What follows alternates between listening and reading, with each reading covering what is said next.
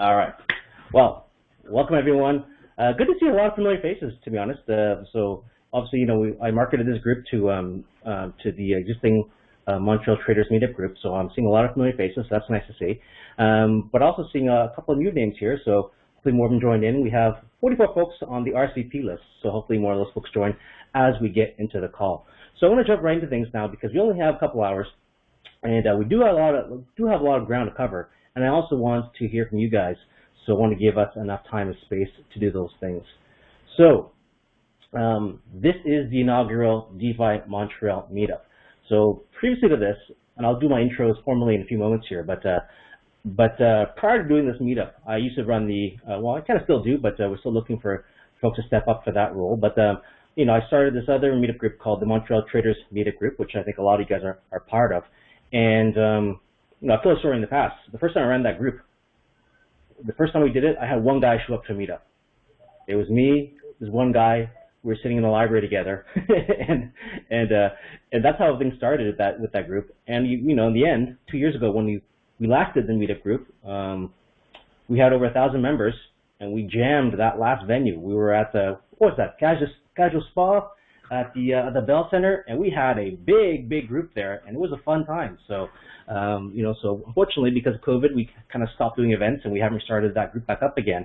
And my focus has sort of changed a bit. This is ultimately the goal once again, is to take this new subject matter, build a community around it, find some like-minded individuals who share the same values, same perspectives, and the desire to exchange ideas, and ultimately build this thing from the ground up to something big once again.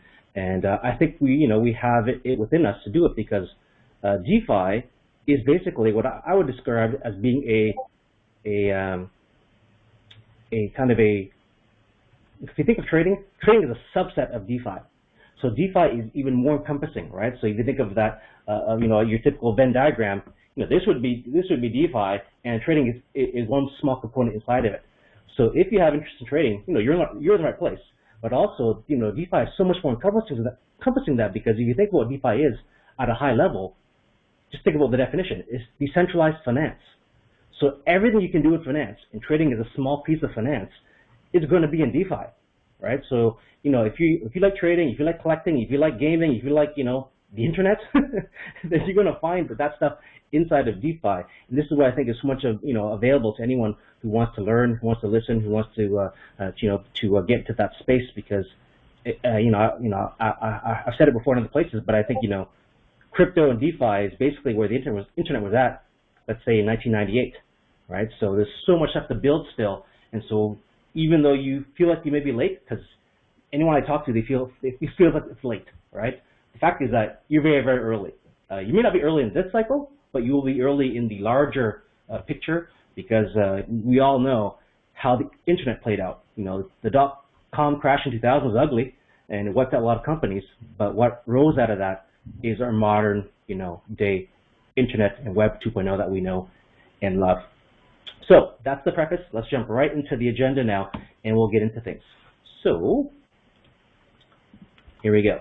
So here's the agenda for the evening, and I like this thing to be as interactive as possible. So I don't want to just sit up here and just lecture the whole time, because personally, it's less fun for me, and I also tend to ramble as well. So if folks don't jump in, I'll just keep talking and talking. So if you have any questions, feel free to chime in. There is time at the end to do questions as we get into that wrap up. But as we'll go through this presentation, and it's nothing too heavy, nothing too deep today, and I'll try to cater it based upon what the audience is like. Feel free to jump in and ask questions, and I think this will get a chance for us to get comfortable with one another. And ultimately, the goal would be that we do these things in person when the time becomes right again, right? So this is the new normal in terms of what we've known for the past couple of years. But I think ultimately, I would love one day to have this opportunity to do it back in person again, because there's nothing quite like being in person, hanging out, socializing, and being with other people. So here's the agenda. Number one, I'll do the intros. I'll introduce myself for folks who don't know me for the recording. There's a poll that went out maybe about a month ago, was asking some folks, a couple of questions, and you may have seen that poll when you first signed up to the meetup. There's actually a small Google form to fill out, and that was optional, but I did collect some results for that, so I will go over those results. And I will ask the room this as well, in case your answers have changed, or in case you did not do that poll, we'll get a chance to just chime in. Third thing on the agenda is I'm going to do a broad crypto overview. So market overview for folks who may not be into that crypto space. I'll share some things around that. So still, we're still early in the year. It's only the second, third week of Q1 right now. So we've still got plenty of year left. So this market overview may be useful to kind of give you some bearings for the rest of the year, at least for the rest of the quarter. Then fourthly, we'll do a overview of DeFi. I'm not going to talk about what DeFi is necessarily. I'm not going to talk about how to yield, how to stake, how to farm, all that kind of stuff. I'm just going to give you an overview of the projects that are out there, the chains, and and what's popping right now. And then fifthly, and I think this is probably going to be maybe something that we can revisit in every presentation or every meetup, is I like this idea of doing a project spotlight. There are so many projects and protocols right now in DeFi. It's amazing, right? And so, whether it's me presenting this in this month, or someone else stepping up and presenting next month, and the month after, or whatever that cadence is we want to set up for ourselves, I think the group, everyone gets better if someone spends a bit of time, does a bit of research, and then shares it with the group, right? So we can get a bit of alpha. So today I'm going to share the Anchor protocol, and some folks, who here knows Anchor protocol or UST? Give me a thumbs up. Or feel free to say, yes, I do, if you know Anchor protocol or UST/Luna. Look at my chat over here. Nobody? No feedback? Nobody knows? No, okay. Thank you, Jay. I don't, all right. All right, well, this is going to be interesting then, because it is a good project. It is a very good project, and it's certainly very pertinent based upon the timing of the markets. Haven't a clue. Thanks, Adina. Haven't a clue. No, thank you so much for that contribution. So, no, this will be good because I think it's very, very timely. So, anyways, I'll get to that when I get to that. Okay. And sixth, I'll share the resources that I'll give in this presentation, and I'll give this whole deck out at the end. We'll send it out tomorrow. And then the last part, we'll save some time for questions and wrap up. So if no one's got any problem with that, I'll launch right into things. Before I get into the presentation, small disclaimer. Now, I never did this when we talked about trading, but I think it was just implicit. But I do want to make sure everyone knows this, before I launch into things, that DeFi is very risky. So I want to put that up there. I'm not a financial advisor. In fact, I don't think any financial advisors can actually give you anything meaningful around DeFi right now because it's so new. But this means you have to understand that it's very, very risky, and you can lose everything that you put into it. So do your own research.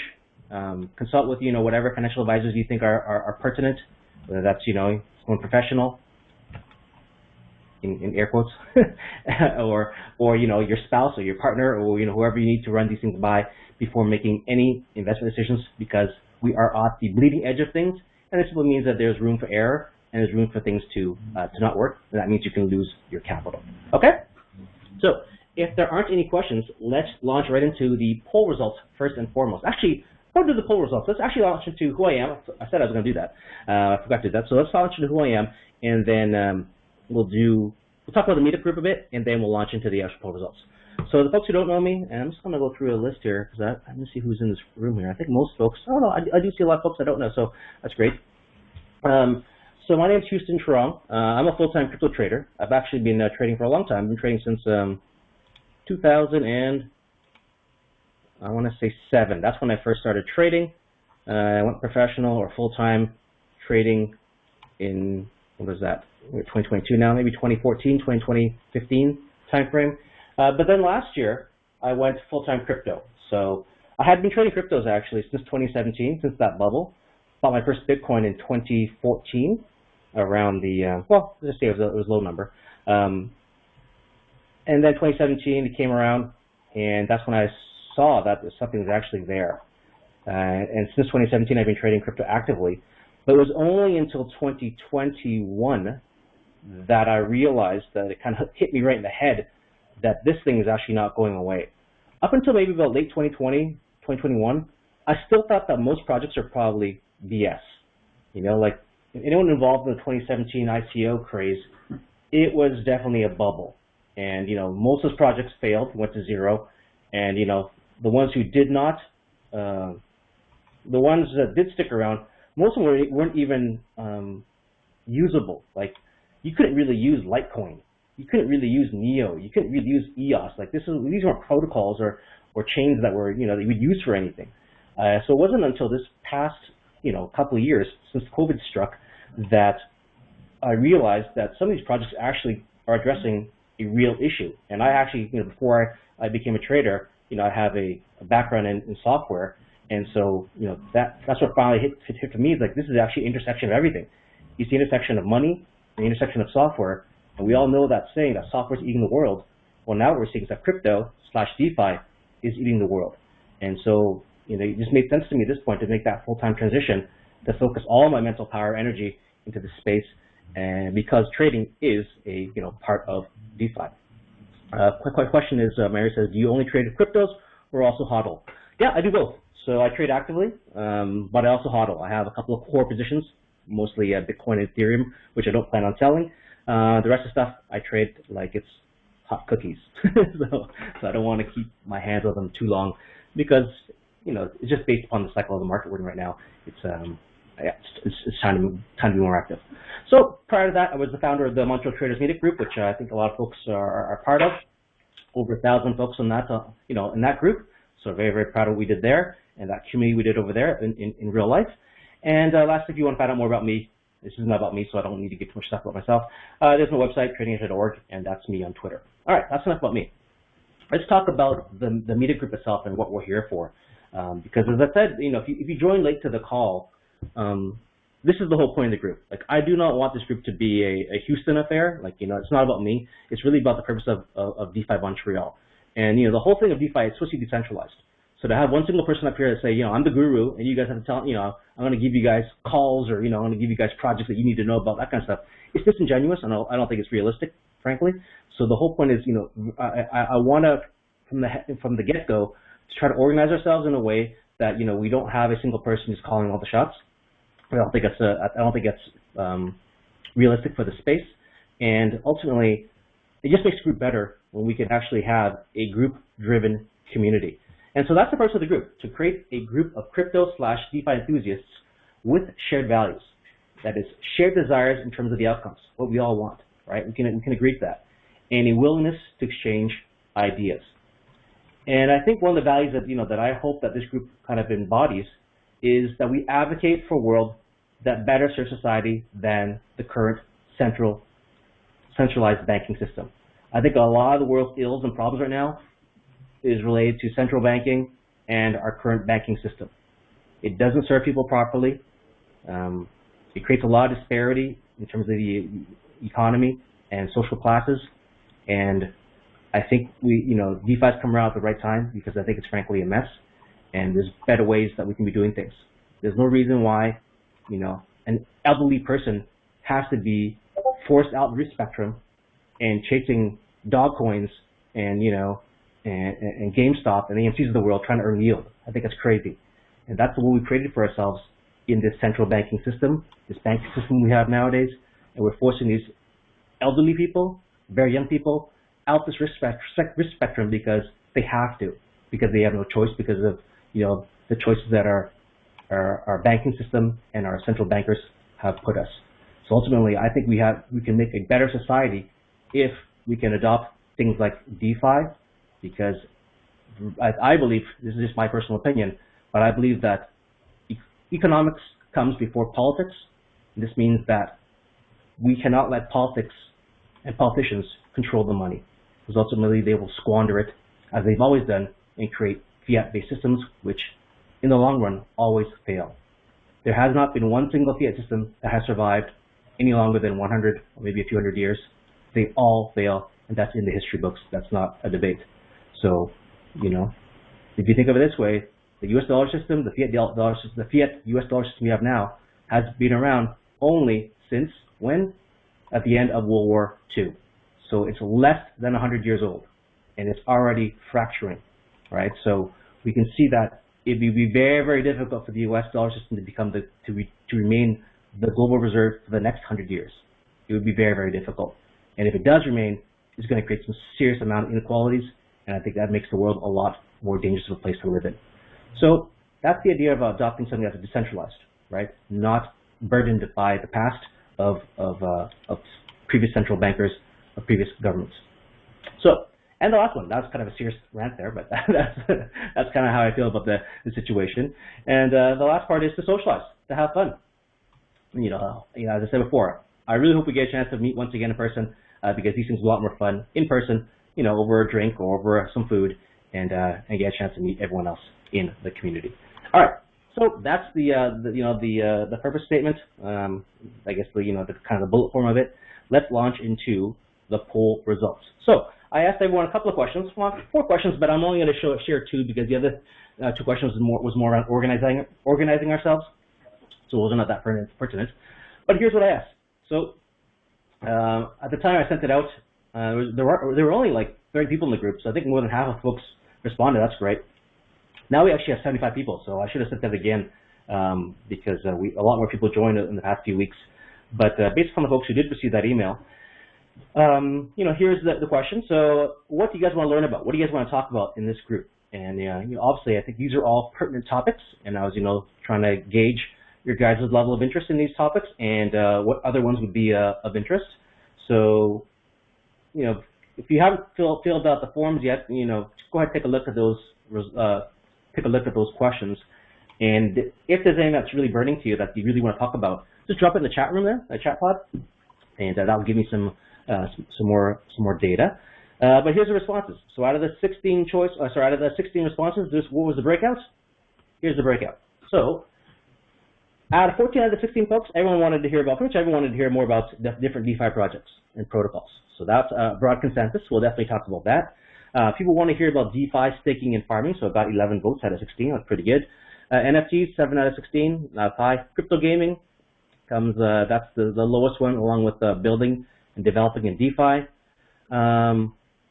Web 3.0, very hot topic. So about 50% of folks wanted to hear about that.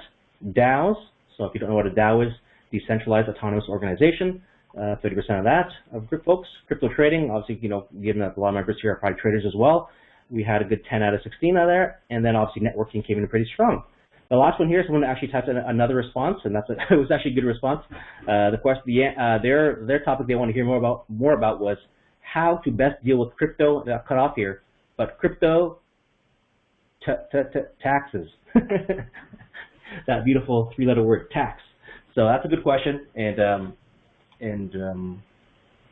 yes, so that's definitely a topic worth considering as well. Not too many specialists in that area yet because it's so nascent, but I do have a couple of resources that I'll point to that person if you want to get started before tax season really kicks in. Okay, second question.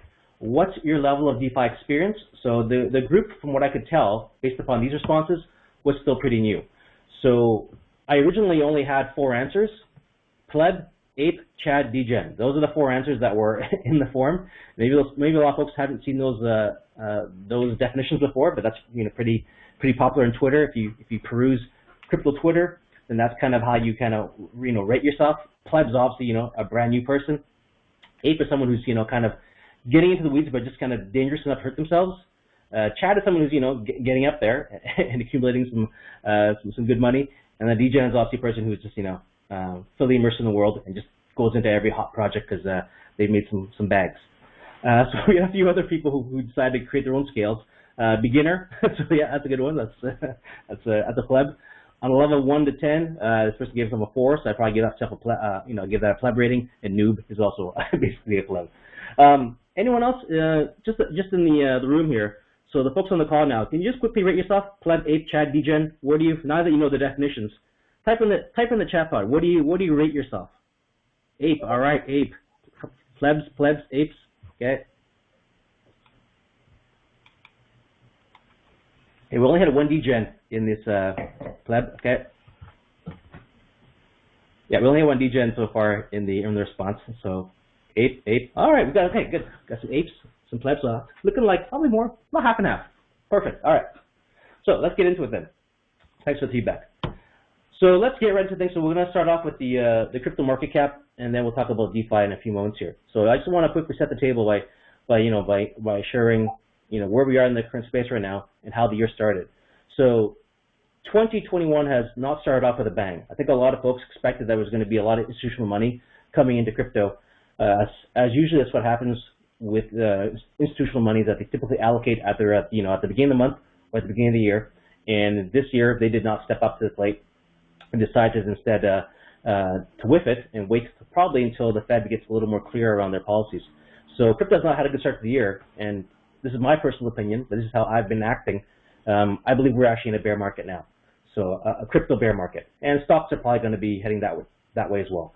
So the way I'm participating right now in DeFi is, I'm a believer that we're now in a bear market, and for the folks who do know how I trade, it's based on kind of more, it's an objective criteria. It's not because I think there's a lot of folks talking on Twitter, or because I asked, I saw some guy talking about DeFi at the liquor store. No, it's I'm looking at pure price action, and I'm making it a call based upon price action, not based upon any qualitative or qualitative approaches. It's a quantitative approach. So I guess it's more of an objective approach. It's just how I perceive the markets right now. So the year's not started off well for a lot of projects, but as a lay of the land, this is what I want to show.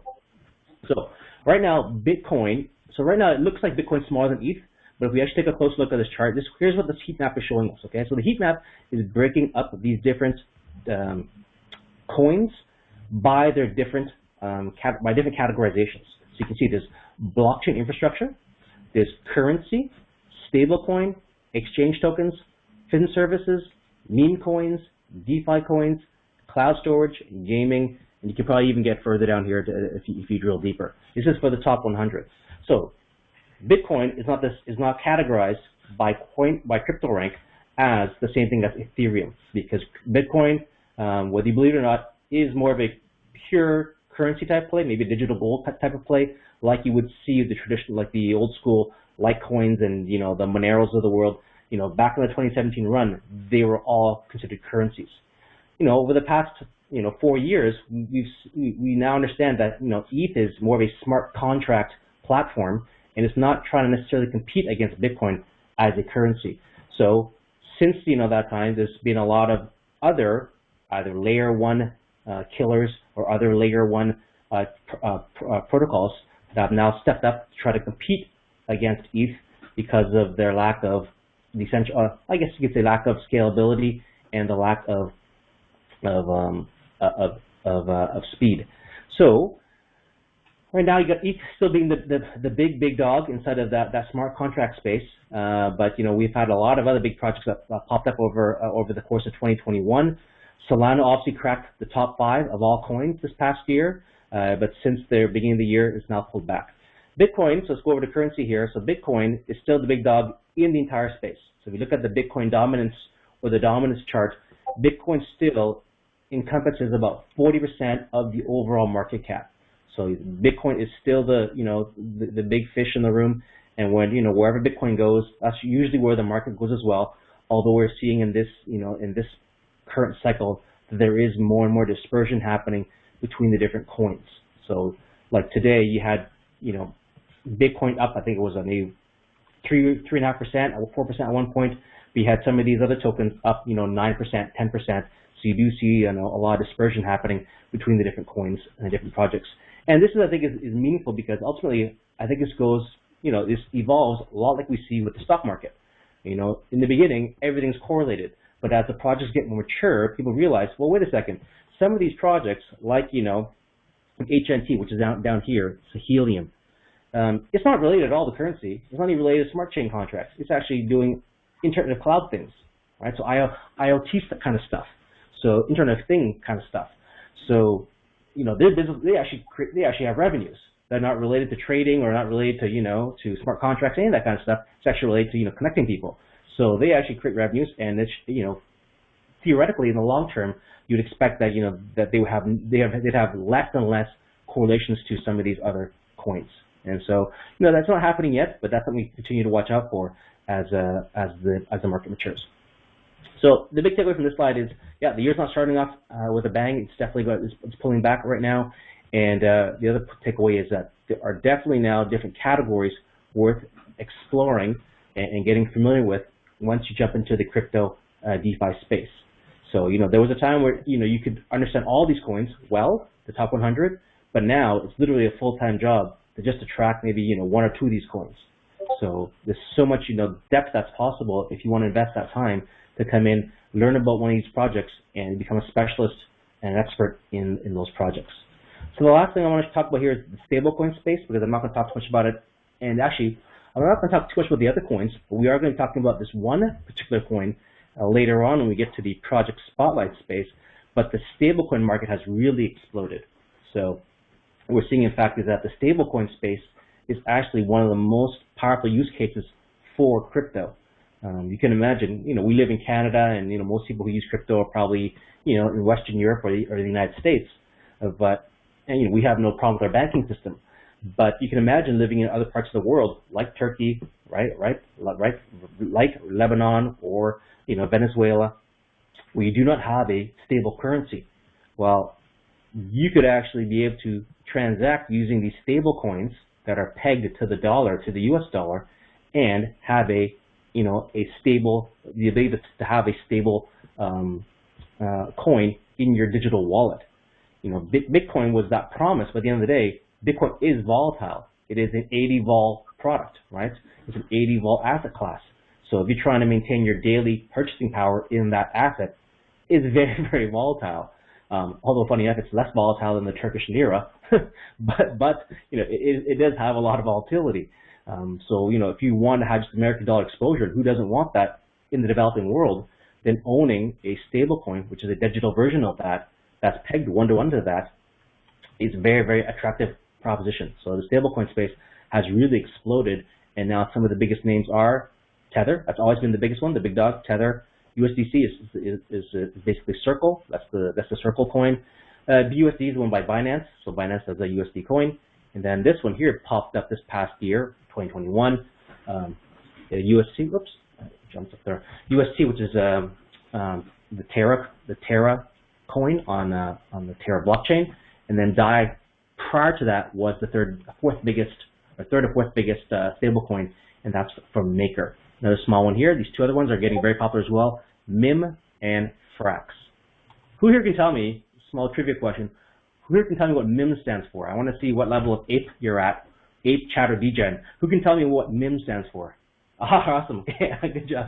Kyle, he knocked it out right away. He's like, I barely got that question out. Well done. All right.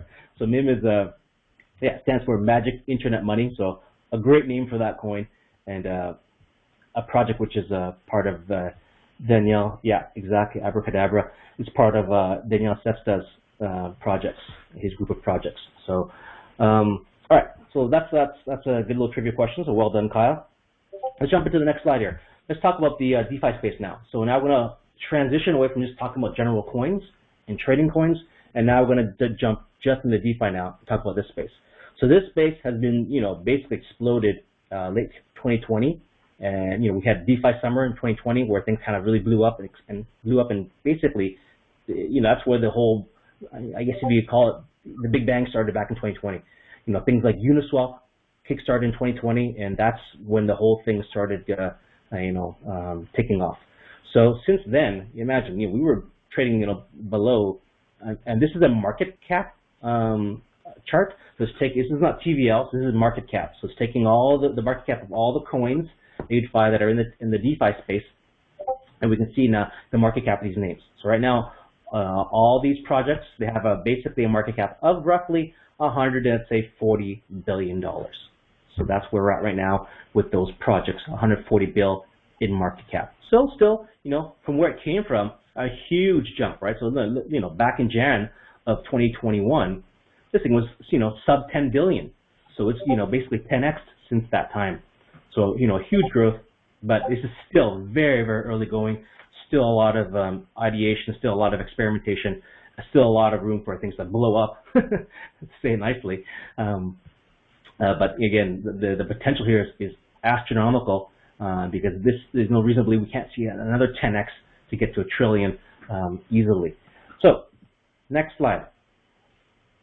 In 2021, the big question was as follows, and I think we've got a pretty clear consensus now. The question was, going into 2021, is which of these projects is going to win? Is Bitcoin going to win? Is Ethereum going to win? Is Solana going to win? Which is going to win?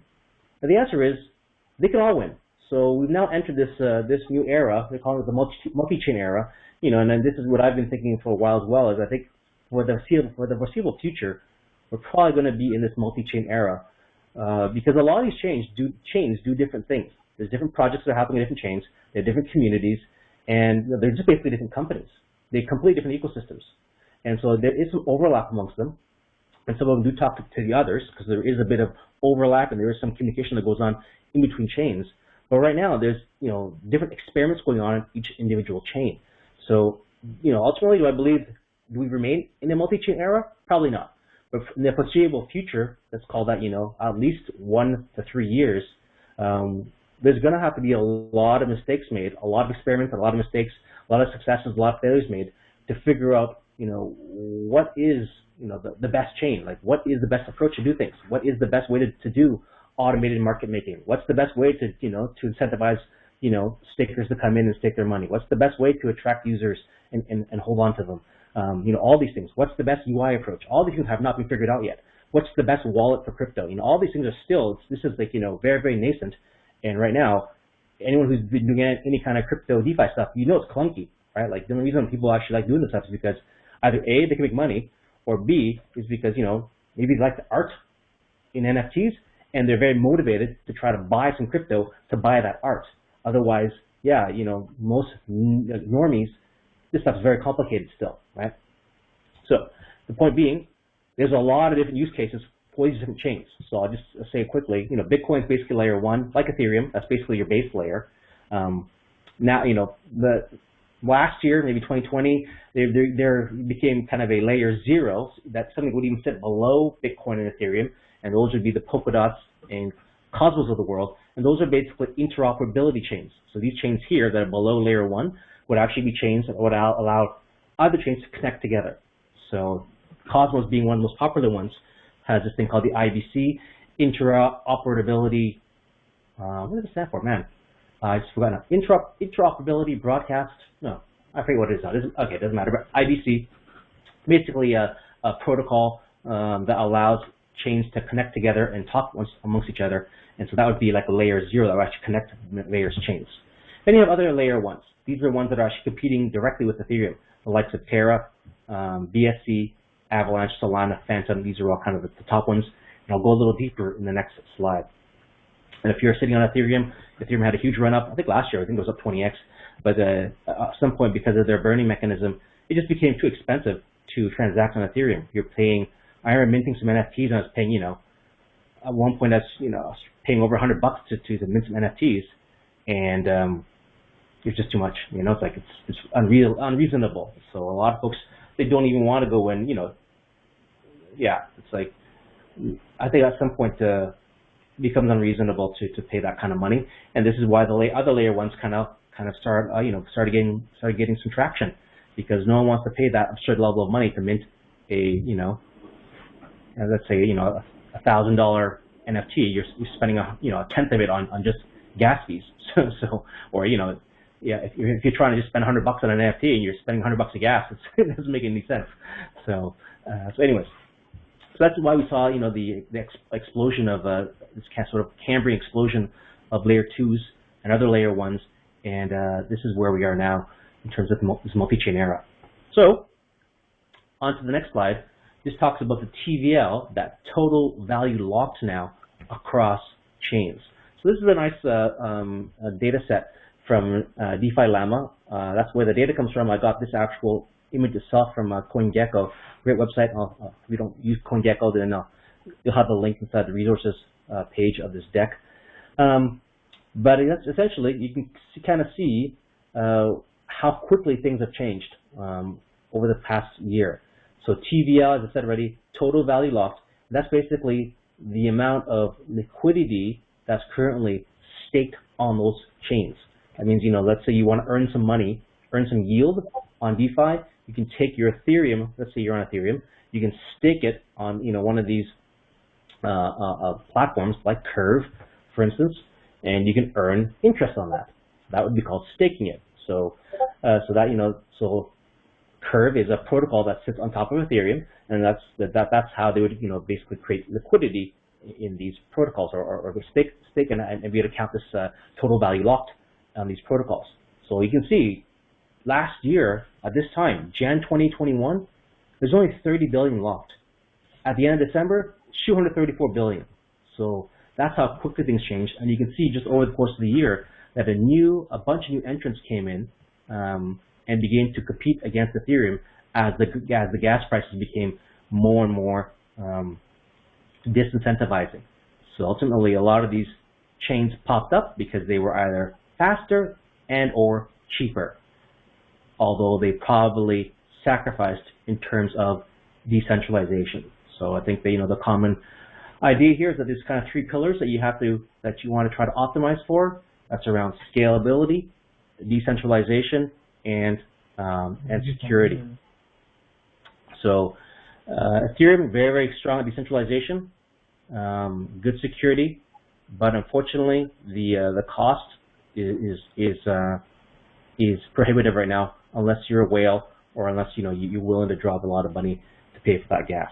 So a lot of these new projects sprang up, and now we saw by the end of the year that we have some pretty robust competitors out there who definitely took away some of Ethereum's dominance.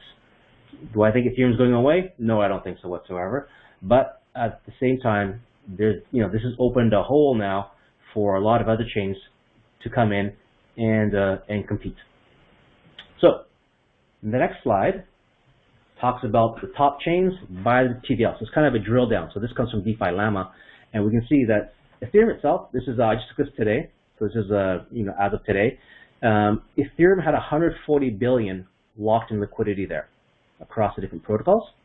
The second one was Terra, and this is one of the chains we're going to be talking about today in our project spotlight section. Terra has 17.75 billion on terms of TVL locked, and at some point last year it actually leapfrogged over BSC. So BSC, Binance Smart Chain, owned by Binance, they were the first to actually have an Ethereum competitor. So they sprang one up as basically a copy pasta of Ethereum, but it was less decentralized. So they made it cheaper, and they made it faster, but it was a lot less decentralized. So basically, it's completely controlled by Binance and its affiliates, but that means they can control the prices on it, and it makes it easier to control some of those variables. So a few other ones that have really popped up over the past year. Avalanche, really nice chain. If you haven't transacted on that chain, very cheap. Although it's getting more expensive lately because of volume that's transacting there, but really good chain, really good experience. Solana, of course, was a really big name that happened last year. It popped off. It was up about 2,000% in terms of the actual coin price. But that one there has been going down a bit because it actually has its own development language. So I think you have to develop in Rust versus the EVM versus it being an EVM. So it's not Solidity. So I think most devs right now are programming Solidity. It means it has fewer projects or protocols on Solana. You can see here, right? So it's very different. So what I'm looking at when I look at this chart, I'm looking at two things really: the TVL. So how big is this? How big are the projects like in aggregate on these chains? And secondly, how many protocols are on these chains? Protocols meaning projects, right? So you want to know like how many projects are actually building on that chain. That means for each project on that chain, there's probably a bunch of developers working on that project.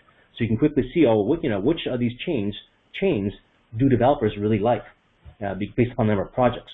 Well, you can see here, Solana only even though it has a huge market cap, it actually only has 50 projects on there currently. Right, so it doesn't have the same level of developers or development happening on that chain. Although there's a lot of good stuff happening there, it's just not getting the same amount of brain power right now focused on it. Whereas AVAX has really exploded, as I mentioned already, and Phantom has been really coming up. Polygon also a very good story, especially now they are supporting things like zero knowledge proofs. A couple of other ones that are worth watching. Cosmos, is it on here? I don't think Cosmos is on here, but that's another one worth watching for sure. Well, I guess Osmosis, well, Osmosis is actually, yeah, is a DEX on Cosmos, so that's an interesting one there. And Harmony One's been getting a lot of noise. But yeah, Cosmos is not a bad one to look at. Okay, so that's the lay of the land by chain right now. And what I'm going to focus on now, actually, before I go any further, I'll do one final slide, then we'll open it up for questions, as I've been kind of ranting now for close to about 35 minutes. So I'll do one final slide here, and then we'll get into the next topic. But this final slide talks about the different categories inside of DeFi. So as mentioned already, is like you can try to be a master of everything. So you can either be maybe a generalist when it comes to DeFi, or you can kind of pick a subject matter and go deep, right? So if you want to focus just on DeFi itself, kind of hear all the categories that are right now popping in DeFi. There's obviously the big one is DEXs, so decentralized exchanges. So here you can actually obviously buy or trade coins without having to to actually deal with a centralized exchange whatsoever, like a Coinbase or a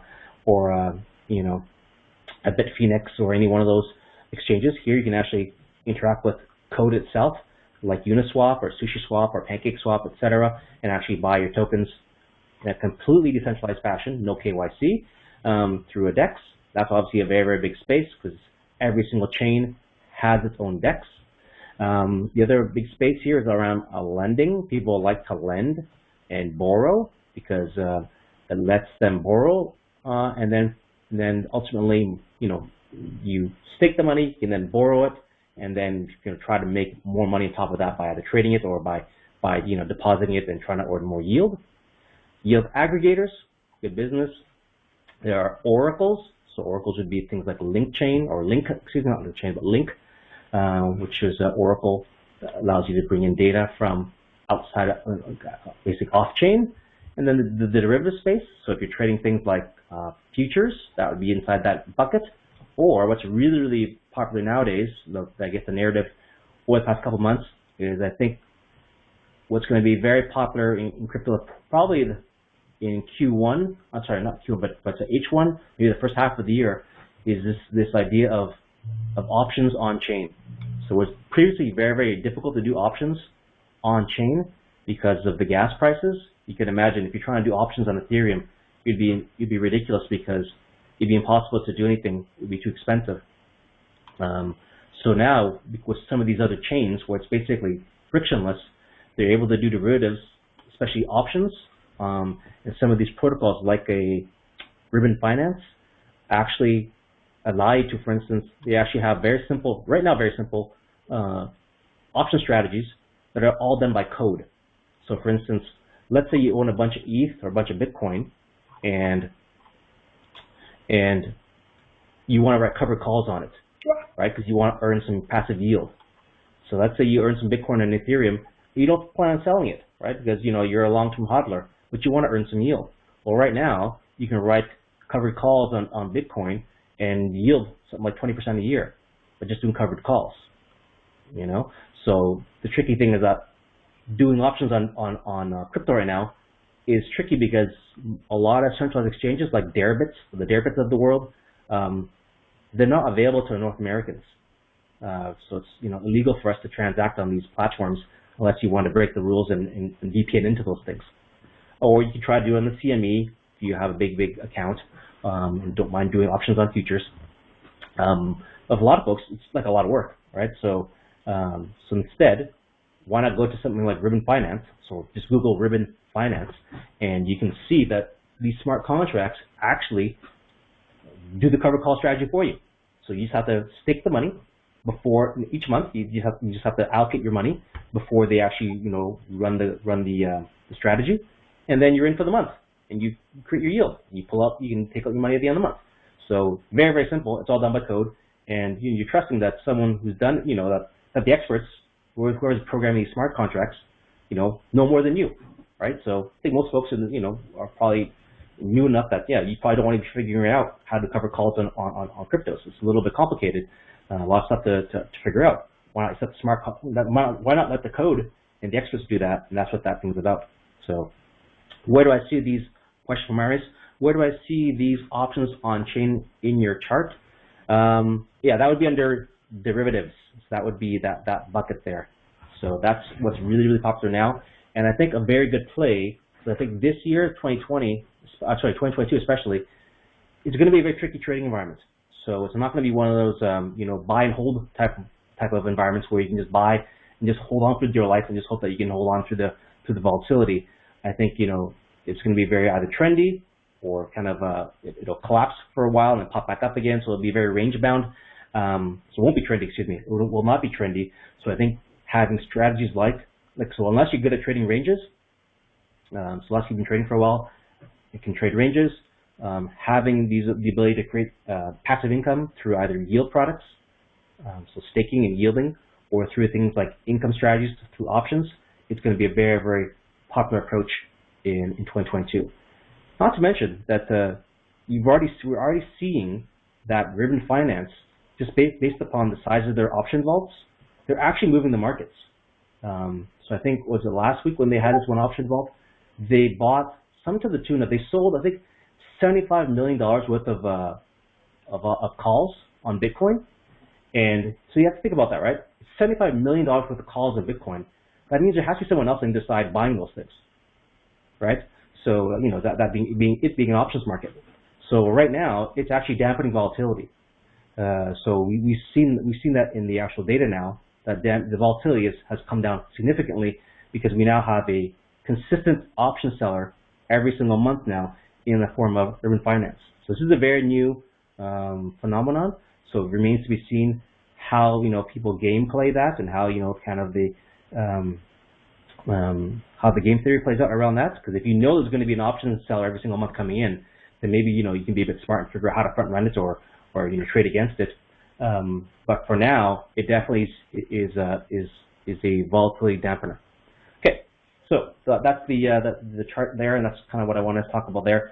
So let's take a bit of a break here now, and I'm just going to take a little pause, have a little bit of water, and just open it up right now for any questions or comments before we go any further.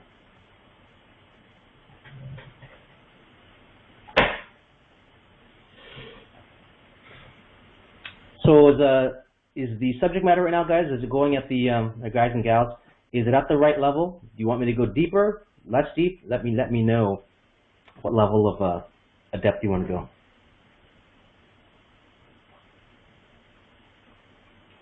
All right. Thanks, J.O. Fine. All right. Awesome.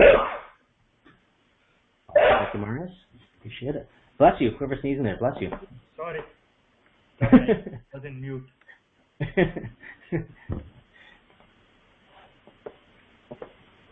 Okay, right on. All right, thank you, Dominic.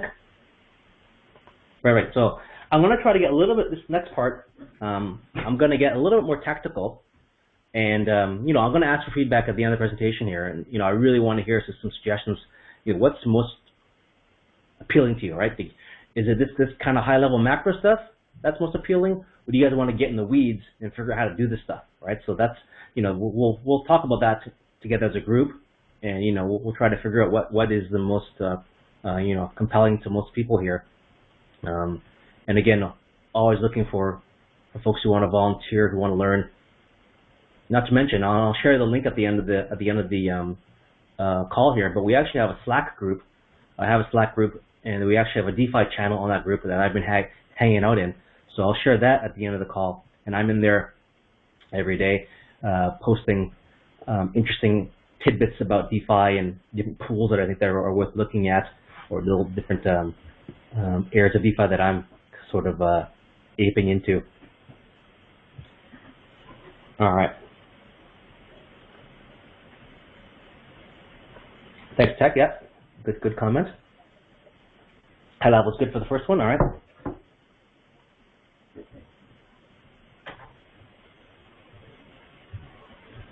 Okay. All right. So let's launch into it then. So let's get into the project spotlight.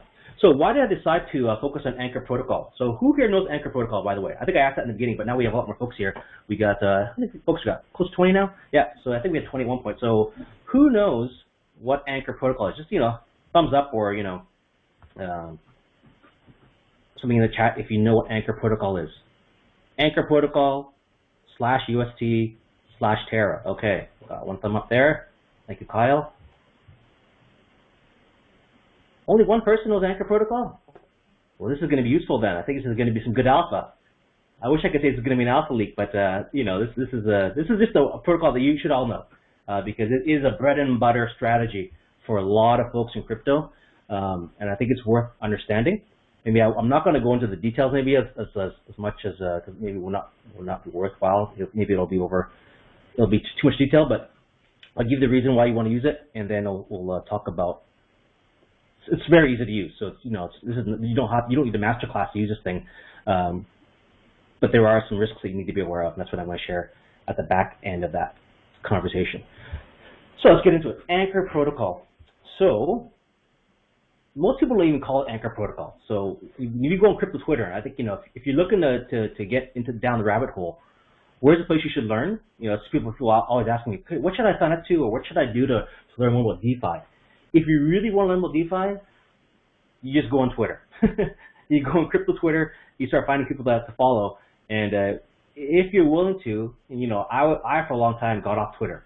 I got off Twitter, then I got off Facebook because I found Facebook even worse, and then I went back to Twitter again, and I was like, I got to check out Twitter again back in 2020, and I started to really like it again, and I started to really like Twitter because there's so much alpha being leaked there that Twitter is basically the new. It's basically the new web. It is basically the web for the DeFi space, right? Because all the founders, all the builders, all the traders, they're all talking in real time and they're sharing their stuff, and there's no filter, right? They're not trying to massage stuff first and then make it look good. It's they're just posting it all out there. And it's up to you to also do your homework and drill down and say, okay, is this real or not? But the nice thing with crypto and DeFi is that all the stuff is on chain, meaning it's transparent. Like if I see someone saying, they did this and that, and you can look at the chain data and say, well, that guy didn't do this, or this project's not, doesn't have what they claim. So the project says, we have 10 billion in TVL, and you go look at their contracts and they don't have 10 billion, but then it's not, you can clearly validate that, right? You can clearly, you can test that. Whereas, unfortunately in the real world, in the centralized finance world, a bank could say they're solvent because you can't check their books. You don't know if they're solvent or not, right? Where the crypto space, you can literally do that yourself if you have the inclination. What about Discord? What about Telegram channels? Yes, those are also good as well. So once you have a few, good folks to follow, sometimes you can get their Discords. So I am in a bunch of Discord groups. Personally, I find Discord a lot more effort because you do have to go in there. You have to start chatting every day, and you have to make connections. And I think that's the next step. But if you just want to go first, just go to Twitter, start to figure out who's who, what the different projects are, and then try to join some other Discord groups or Telegram groups. But yeah, I'm a part of a bunch of different Discords, and like I said, feel free to join our Slack group as well. Okay, so let's talk about Anchor Protocol. So why did I want to spotlight Anchor? Well, I think you heard me say at the beginning of this call that I think we're now trading in a crypto bear market. I don't know if anyone's looking at the crypto prices or the equity market just today. But it started off as a nice green day, and then it gave it all up. And that's what a bear market looks like, right? You have a nice green day where everyone thinks that it's going to be, everything's fine again, and then they just basically stuff it in your face, and and then everyone's left crying. So that's what a bear market is, and I think we've been trading in a bear market officially since the 10th of January. So that's kind of flipped my bias significantly. I was willing to give the bull market the benefit of the doubt, so I gave it a long, Olympus protocols, exactly. I was willing to give the bull market the benefit of the doubt, so I gave it a lot of time to try to prove itself, but once it broke, and now I have that bearish bias until proven otherwise. So what's the Anchor Protocol and how can it help you? The Anchor Protocol basically is a way for you to earn yield on stable coins and not endure any sort of exposure to cryptos. So we talked about stable coins already and what those are. Stable coins are basically digital coins that are pegged to the US dollar, 1-to-1 usually. Now imagine being able to hold on to stable coins and earn 20% a year, APY, right? So that is what this Anchor Protocol is about. Holding stable coins. So let's say you decided now that I've had enough of this crypto market. I'm taking my gains off the table. Where are you going to store them? Right? You're going to keep it where? You're going to convert it back to Canadian dollars and put it back under your mattress or back into your your savings account at ING or Scotiabank and earn sub 1% interest. and watch inflation eat away at it every single month. That's not a good that's not a good proposition, right? So in DeFi, earning 20% a year is not uncommon. That's actually quite easy. Especially if you're a trader, you should be it's very, very easy. So here you only have to trade. You take your assets, convert it to a stable coin, and then put it into this protocol, and you'll earn roughly 20% a year. So imagine most folks would be happy getting 6-7% a year returns on U.S. equities, right? That'd be a great year for people. If I can get 7% a year out of the S&P, what a fantastic year, right? But now you have exposure to the S&P. Here, you can earn, as I said already, close to 20% and be denominated in stable coins. Now there are risks, and I'll talk about those in a few moments, but that is the vision, okay? So what's Anchor? Well, here's the current state of Anchor. So Anchor started off as a very small protocol, but has grown very, very quickly because everyone now is seeing the power of this protocol. Like, who doesn't want to sit in a U.S. stablecoin, have no exposure to crypto markets in the sense of the price swings, and then get to generate 20% a year. So this is the current TVL, 11.4 billion locked in Tether. I'm sorry, in UST. UST stands for the US dollar. It's the Terra version. This is the Terra blockchain. So Terra USD right there. This is the Tether version. Sorry, I keep saying Tether. The Terra version of a stable coin. So it's basically one-to-one backing, and you can see at the beginning of the year, this thing was maybe like sub 100 million, and over the course of the last year, it has just gone gangbusters, and it's a very, very popular protocol with a lot of crypto users. So essentially, you have total deposits now of close to $6 billion. So people deposited $6 billion, because what you can do is when you deposit it, you can earn those yields. At the same time, if you deposit money, you can even borrow on that money. So it's like all crypto borrowing and lending, they are all over collateralized loans. So typically, if you deposit some funds, you'll be able to borrow 40 to 50% of that money. So let's say if I deposit $1,000, I'll be able to borrow $500 out of that, right? So crypto always works right now through over collateralization. That's why they don't get things like runs on banks. There is no fractionalization so far of deposits.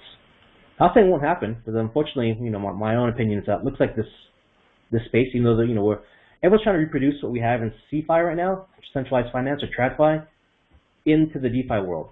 And so right now, the best practice is to do over collateralized loans. So you put in that $1,000 and you can borrow 500 out of that because you're good for it, right? That money's in the bank, so to speak, the bank. The TradFi world's not like that, right? The TradFi, you can get loans based upon your credit, right? So you don't even have to deposit anything down. If you have good credit with a bank, then they will loan you money. So there's no collateral down right now. So sometimes that's how banks can get in trouble, because they don't have enough collateral on hand to cover bank rents. But right now, crypto's not like that. But based upon the people who are getting involved now, I think they're trying to reproduce that world again inside DeFi. So that ultimately will become a problem, I think, in the next 5-10 years. But right now, it's everyone can see what everyone's wearing because everything's on chain. But I think in the end, we may be reproducing the same mistakes we've done in the past.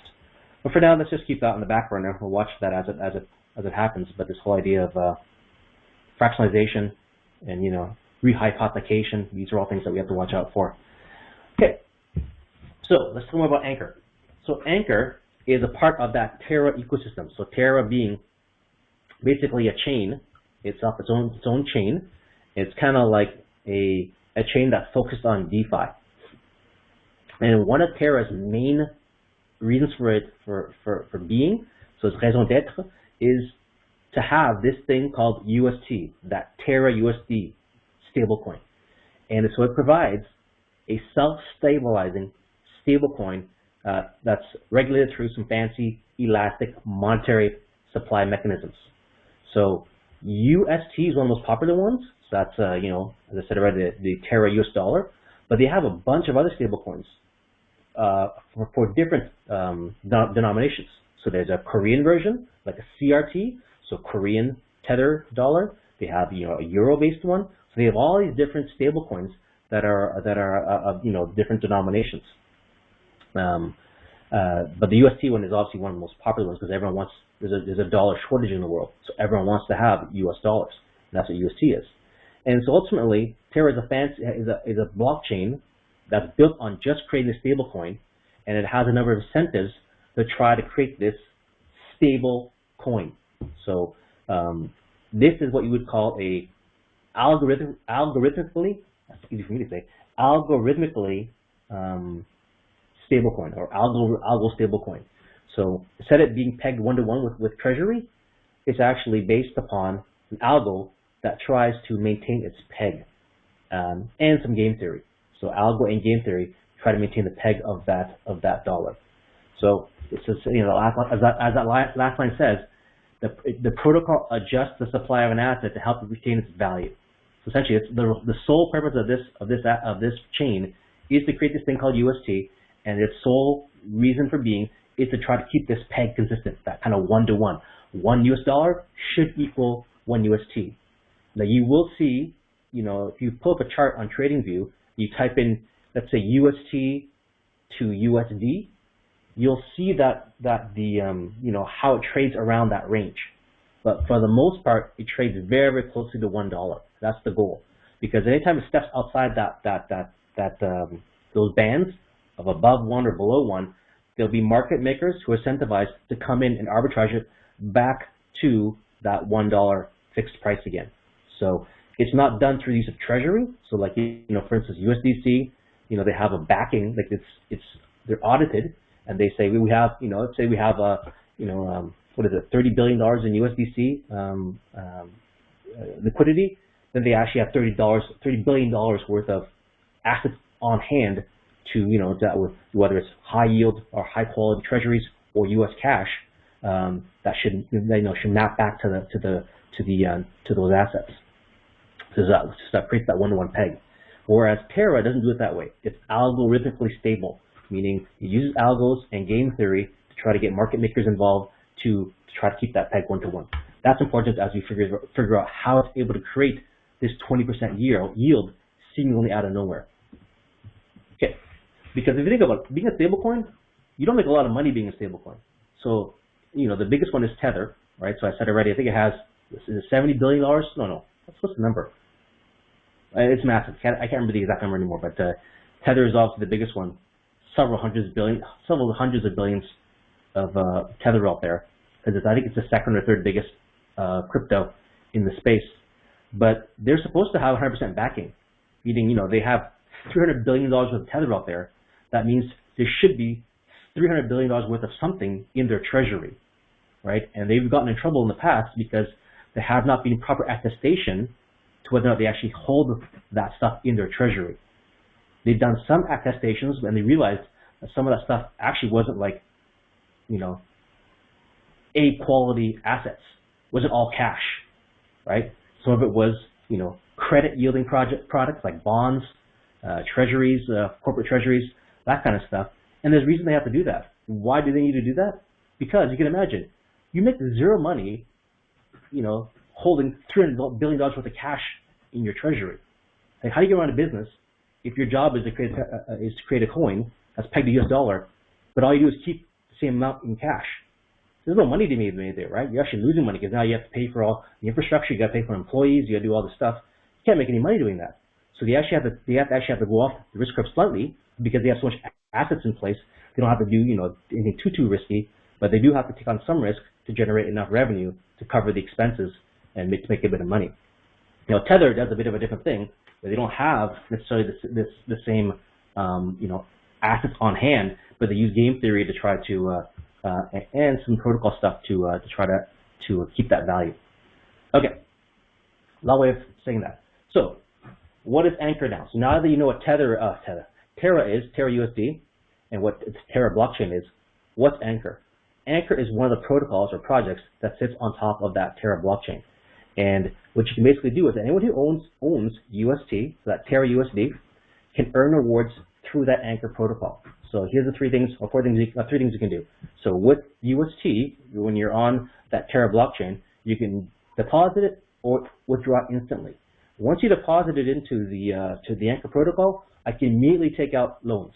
So that means, you know, if I deposit $1,000, I can withdraw $500. I can do whatever I want with that $500, right? Whatever I want. I can buy more crypto. I can stake it somewhere else. I can buy more, you know, Luna, which is Terra's coin. I can go, you know, buy an NFT. I can do whatever I want with that money, right? It doesn't matter. It's, at that point, it's you know, it's digital cash. You can do whatever you want with it. Or I can keep it in there, and I can begin to earn a yield, right? So I can take my $1,000, stick it in there, and I can begin to create interest for myself. And currently, I checked it this afternoon, the current rate is 19.56 APY. Okay. So how does Anchor work? So essentially, let's start on the top side, and we'll get to the bottom end of this chart in a few moments. So for depositors, if you want to be a saver, very straightforward. You purchase your Tether. I mean, I keep saying Tether. You purchase your Terra USD. I'm just going to call it UST from now on. You purchase your UST, and you deposit it, and you earn your interest. It's that hard, right? So it's really not that difficult. The trick is if you don't know too much about cryptos, it is kind of tricky to try to find where to buy UST, because there's only a few exchanges that actually where you can actually buy UST outright. You can buy UST right from Anchor itself using a credit card, but obviously when you use a credit card, there are transaction fees, right? So you end up paying whatever, you know, the 5% fee, and you know that stuff adds up over time, right? If you're doing large transactions, so I prefer not to do it that way. But there are a few exchanges that allow you to do this. If you if you are using a centralized exchange, I think the best one to use is KuCoin. So KuCoin is available to Canadians. KuCoin, I'll just type it in the chat here. If you don't know KuCoin, KuCoin's nice because basically no KYC, so you can deposit monies into KuCoin and then buy UST. So let's say you have some Bitcoin, you transfer it over to KuCoin, and then you can basically sell your Bitcoin for UST. Or get it through DEX. That's right. So that's the other that's the next part is you can go through DEX as well. So go on Uniswap or SushiSwap, and you can buy not UST though. Can you buy UST? Yeah, you can probably buy UST straight off there. So you can buy UST, or the other option is you go to another exchange, a centralized exchange, and you can buy Luna. So you can buy Luna, and then once you get Luna, remember Luna is, I didn't say it, did I? Luna basically is the coin for Terra. Okay, so Terra, Luna, that's kind of why that's how you can make that association. But if you buy Luna, the Luna coin, that's basically the Terra's coin, then you can actually convert the Luna into UST. So in order to transact on the Terra ecosystem, you need to use a wallet that works with Terra. So MetaMask does not work with Terra. You would need to use most popular one is one called Terra Station. So who here knows? Just want to make sure. Who here knows MetaMask? I just want to make sure that I'm not jumping over people's heads too much. Yeah. Has anyone used Terra Station? Nope. All right. Yes. Okay. All right. So basically, if you know what MetaMask is just Terra Station is basically the equivalent of the one that works on Terra, the Terra chain. So basically, what you do is you find a way to get either Luna or does it work with a cold wallet? Yes, it will work with a cold wallet. Yeah. So basically, you find a way to get your Terra or your Luna onto the Terra Station wallet. Just go to Google. I'll type it in. Terra Station. Google that. It's a Chromium plugin, so it works on Brave or Chrome or Microsoft Edge. Terra Station wallet. So you Google that inside of Chromium or whatever browser of your choice is, download that wallet, and then set up your password and all that kind of stuff as you normally do, and then you transfer over Luna or UST onto that wallet. Once you get that wallet, then you can transfer over to Anchor. We'll get to that in a few minutes. Let's get back to how Anchor works. So we just talked about this, right? So as a saver, you now have UST. That's what I'm assuming here. You have UST, you deposit that. That's basically cash, because UST is basically, like I said already, stable coin. Deposit into Anchor, and then you get paid that 20% interest, or roughly 20% per APY. Now, if you're a borrower, it works a bit different, right? So you would first put your cash in as collateral. So you take your UST, and then it's going to regularly take interest payments out of that collateral that you've deposited. Okay, and so typically, I think it's a 40 to 50% loan value is what you can take out of your deposits. But right now, for the past couple of years, and this is probably going to end sooner than later. But right now, you do get a reward when you borrow. So they're actually incentivizing people to borrow right now because they're trying to create the liquidity. So interestingly, I think the rate was, the last time I checked, it was something like, it was a 22% interest rate. So pretty high. It was a pretty high interest rate to borrow, but the actual tokens that they were dispersing out was like 24%. So you were actually making more than you were actually paying out in interest in terms of the tokens they were giving out to you. So that's that's an incentivism mechanism, because they're trying to get people to use the protocol. So it's not unlike Uber giving out coupons to use their taxis or their cars. It's the same thing. VCs have given these guys some bags, and they're using it as marketing to get people to use their protocols. This will not last forever, but for now, this is the game, and they have a large enough treasury. And you saw that number here, right?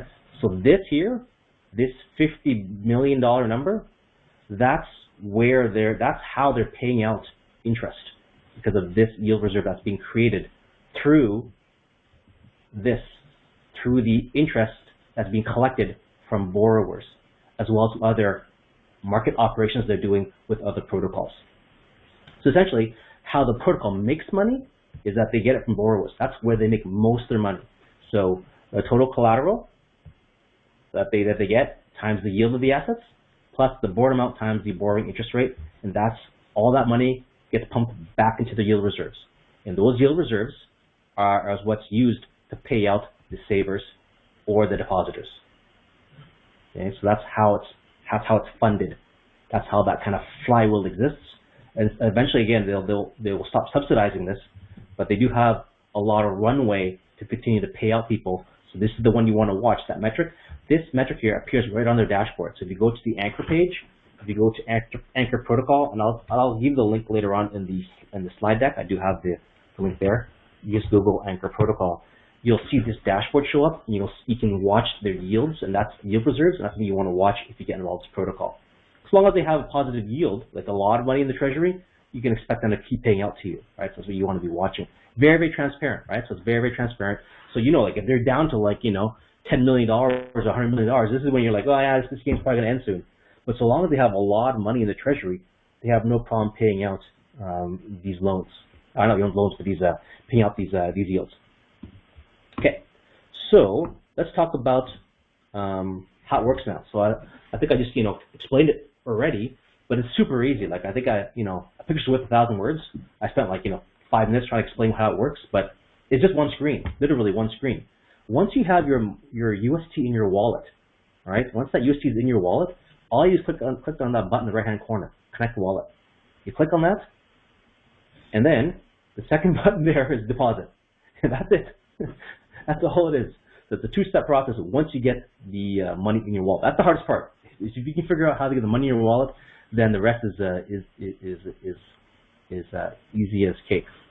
So you deposit, you can kind of get an estimation of how much interest you're going to receive by year, month, week, kind of a small calculator there, and it gives you a kind of a history of the current APY for Anchor.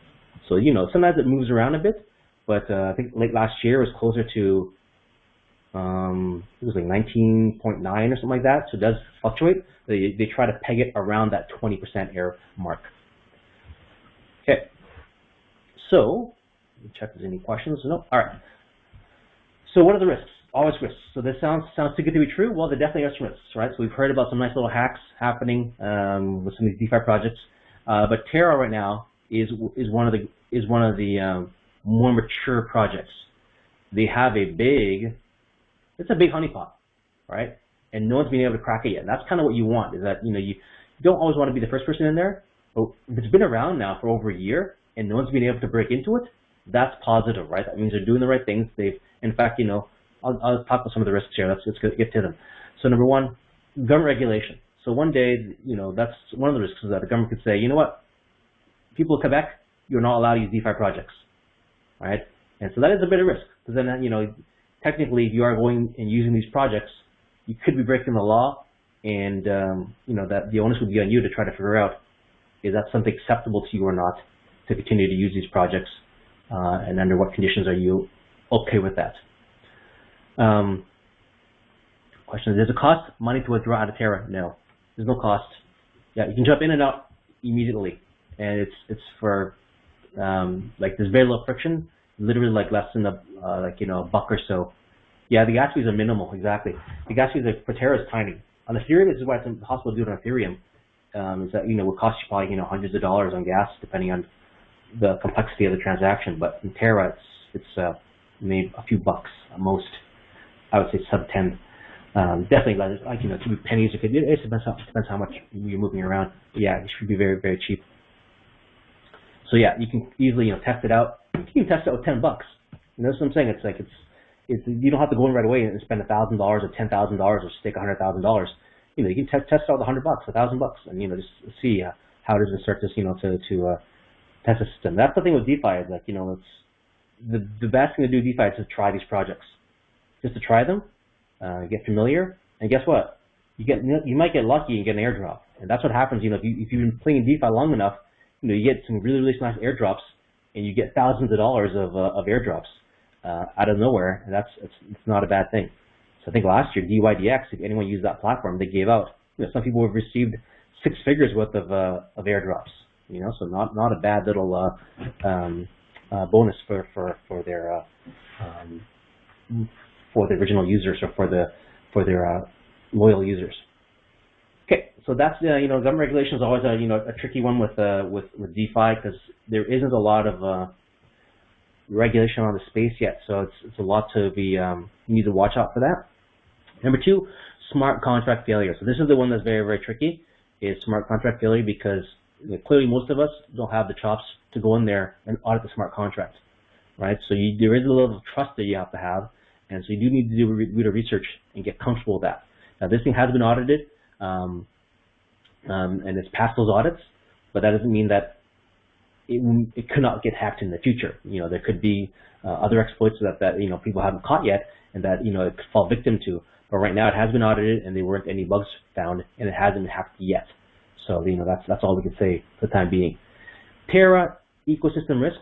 So if something happens to Terra, because Anchor is just a project on top of Terra, that could take it down. So certainly having yourself pegged so tightly to Terra, that leaves you exposed. Where if for whatever reason something happens to UST, then yes, then Anchor is not going to work properly. And the last one, stablecoin depegging. So the key thing with this thing is that again, you're holding the stablecoin that's earning yield, but if something wrong happens to that stablecoin, let's say it gets depegged, meaning it's supposed to trade 1-to-1, but all of a sudden it trades down to 75 cents to 1, something's not right. And this is when you can definitely get into liquidations or kind of cascading liquidations, which can lead to a crash in the actual price of the stablecoin. So maybe what I'll do, because it's already 7:30, I have a few more slides here talking about the depeg risk, but I think I want to skip them just because I don't know if that's. I'm going to leave them in the deck so people can read it, read those comments. But what happens, what some of the risks are around depegging. But I think I'll skip that because it's kind of a long kind of aside there. But I'll just wrap it up by saying one final thing. And but definitely, I'll suggest reading that because it's some good information, and it would actually probably give you some more ideas of research around how you think these things could play out if somehow UST were to get unpegged and what that would look like. So I'll leave that information in there, but I'm not going to go through all the details. But there's one thing you can do is you can protect yourself. and that is by buying insurance. So there are now a number of insurance protocols that are out there that you can insure to insure either smart contract risk or peg risk. So the first one here, I was checking it out this afternoon. It's one called Unslashed. It's a DAO project. We can buy insurance to make sure that UST peg remains. So essentially, you would basically pay 5.188% to insure for that peg doesn't get broken. So if you're earning 19% and you're giving away 5%, then you're basically making 14% on that yield. But then you can probably sleep pretty safely at night, knowing that at least you're not going to be worried about the peg getting broken and that this thing's going to just lose all its value, right? So that'll help you sleep well at night. So maybe if you deposit $10,000, maybe you insure half of it, or whatever the right number is to help you sleep at night, right? Something to think about. The next three are smart contract risks. We talked about it already. So how do you ensure that the smart contract itself doesn't get hacked and there isn't some sort of exploit that allows hackers to drain the funds out of that contract? And there's three companies here: Next Mutual, InsureAce, and Bridge Mutual. Now I checked them all out because I was curious, before going into this presentation. The most popular one is Nexus Mutual. I think this insurance is so popular that there was none left. I couldn't buy any. Like, I was looking to see if I could buy some, and just I was trying to see if I could acquire it, but there's zero left, and it's pretty cheap too. It's only like 2.5%. So if you're earning was 19%, 19.5%, and you're giving up 2.5%, you're still earning 17%, right? APY. So it's a no-brainer. If you can, if that's in stock, I would definitely buy the insurance. It's a no-brainer. Why would you not buy it? Or why not buy a bit of it on some of your funds? Insurance is not available either. So that was obviously very popular because I couldn't find it. It was all drained. I couldn't find anyone giving out insurance. And in Bridge Mutual, I tried it this afternoon, and they were currently doing a migration of their platform, so it wasn't available. So I checked the first three here. This last one here wasn't available, but it gives you an idea. Next Mutual, 2.5%. Insurance, I could not tell because they didn't have any available, but that kind of gives you a ballpark to what to expect around insurance. All right, so that is where does insurance come from? Yeah, so this basically these insurance companies. So they are also, like, I think going back to that market cap slide deck. There's is now a category, a segment of DeFi that focuses just on insuring this stuff. And so they have a pretty large war chest. It is a multi-billion-dollar group category now, and it's all on chain. All right, so these things are either run by DAOs or all their treasuries on chain, so you can see whether or not they can actually afford to pay off these loans. But the most popular one is Next Mutual. They have a pretty sizable war chest, and they have a lot of VC investment, because that's clearly something that's going to be popular moving forward, especially as institutions come in now. Are crypto recovery services legitimate? I've never found one that's legitimate. Question is, similar to insurance, are crypto recovery services legitimate? And yeah, I think that's a shady one. That's a very shady one. From what I understand, that I haven't really seen that many legitimate players in that space. Is any stuff legitimate? Yeah.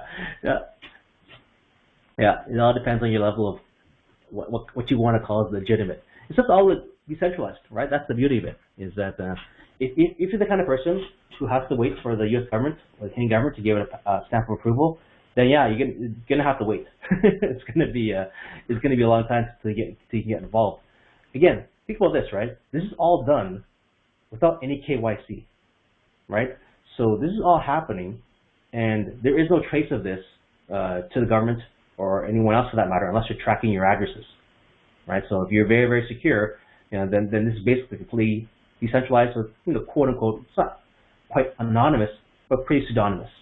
Now, institutions are coming in, so that's one big protocol called Aave has now started, becoming a pretty popular protocol with institutions, and it's all KYC, and that means these institutions will likely only trade with other KYC'd institutions or individuals. But guess what? When you get to those chains, the yields are less, right? So this is the nature of it. So it is definitely a spectrum in terms of risk. So you have to decide on, okay, how far in that spectrum do I want to go? If you want to chase bigger returns, then yes, you're gonna have to play in safer pools. But if you don't mind, playing in the deep end, and that's where people make the biggest amount of returns. Okay. So, any questions about Anchor? Because I think that is the last slide on Anchor.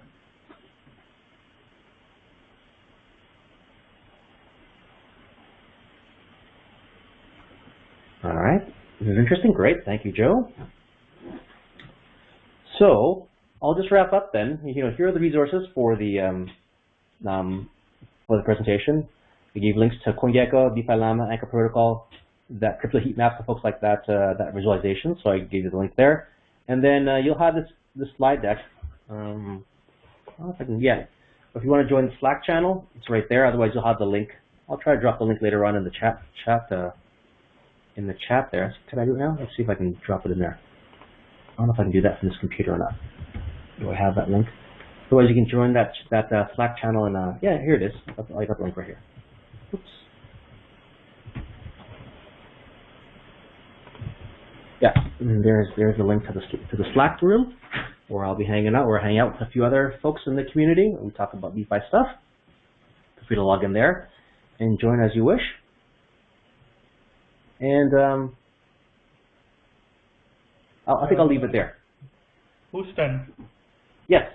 Is this the same Slack group that we are all in, or different? Yeah, it is. It's the same one. Oh. But it just points to that channel, the DeFi channel.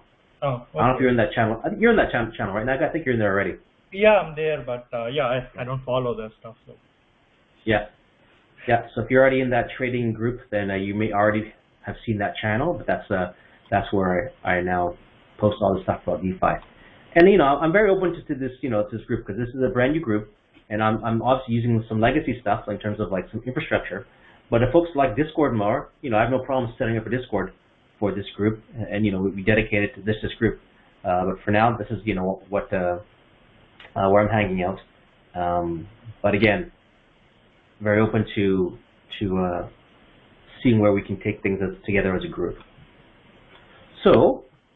Before I move on, because I kind of wrapped up the Anchor thing without summarizing, but any questions around Anchor? That protocol or Luna or Terra or any of that stuff before we begin to wrap things down?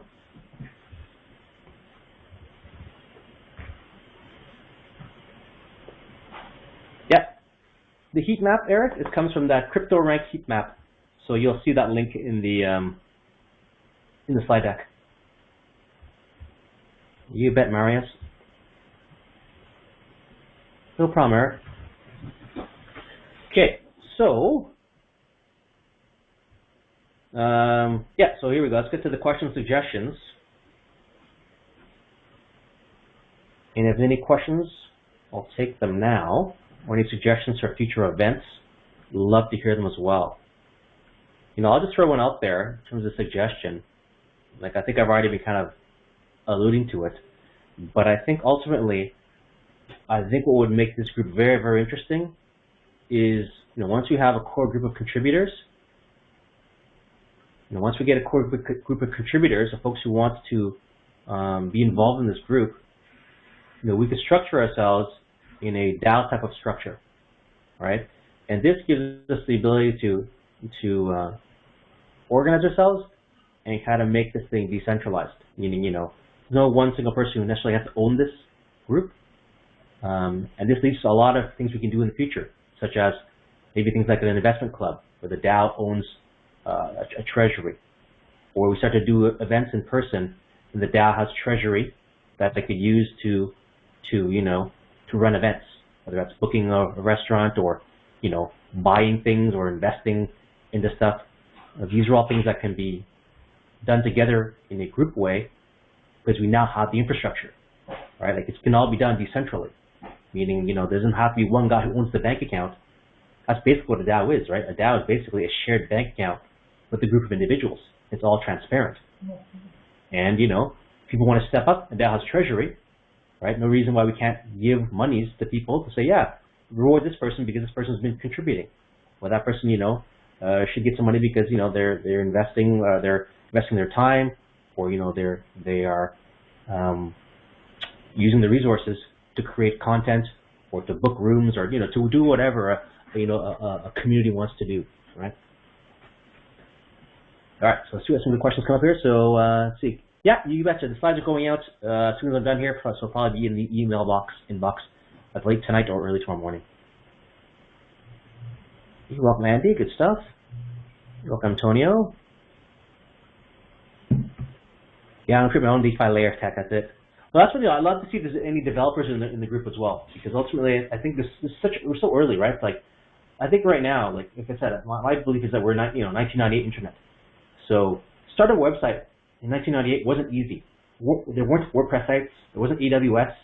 There wasn't any of that stuff, right? So if you wanted to create a website in 1998, it was not easy. You'd have to run your own server, acquire the hardware, run your own server, try to find a dedicated internet, buy, what back then, what was it, ADSL, or what was it even before that, sort of fire, it wasn't fire back then, whatever it was. It was very difficult to have, a 24/7 website back in '98. Unless you, lived on campus somewhere and were piggybacking off of a university. This is the same thing right now with DeFi, right? So we need right now people who are technical to help us build these protocols, these projects. But in several years, right, a lot of this is going to be more mainstream. The tooling will be there. People are going to be spring up projects like they do websites, right? Like creating smart contracts and NFT projects will not require hardcore development, right? Right now, it's all done through, scripts and it's manual. But there's no reason to believe in the next few years, just like the no-code movement we have in the traditional software space, why that cannot be applied here to create smart contracts and other infrastructure for DeFi. So just the idea, like this is why I think the other part of the group is let's think of ideas and explore these things because again, DeFi is not just about trading, right? It's about building as well. Building, investing, it's about anything in the world. Can you see how it can come on chain, right? And so that's why create anything on the internet, right? This is why I think it's the models are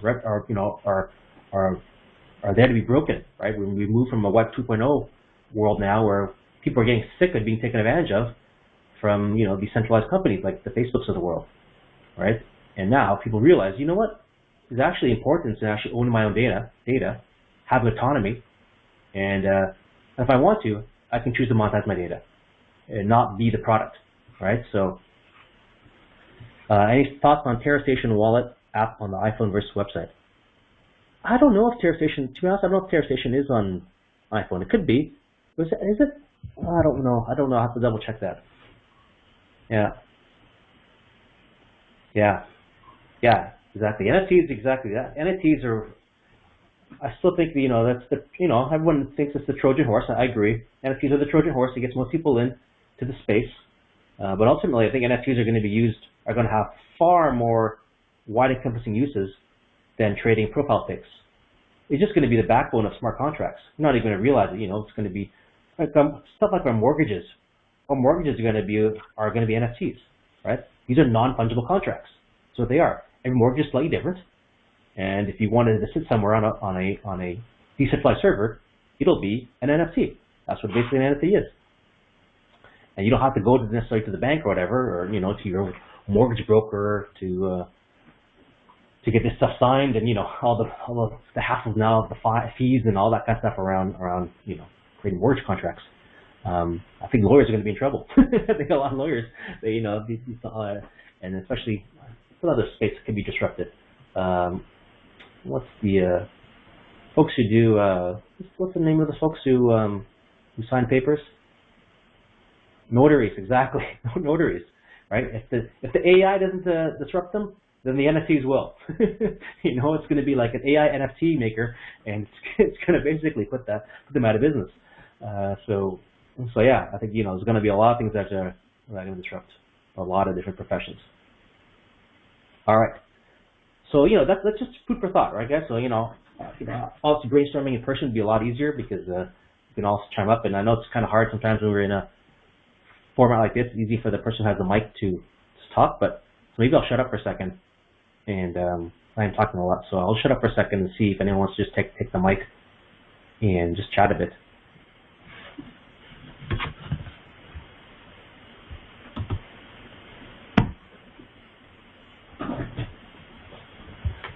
Anyone? Anyone? That was amazing, Houston. Thanks a lot. Just wondering, do you own any Luna? No, I don't own any Luna. No, I do not. Yeah, I do not. Right now, I don't want to own anything, to be honest. Right now, I'm actually short a bunch of stuff. And the only thing I'm long right now is Bitcoin and Ethereum. But that's in my long-term holding bag.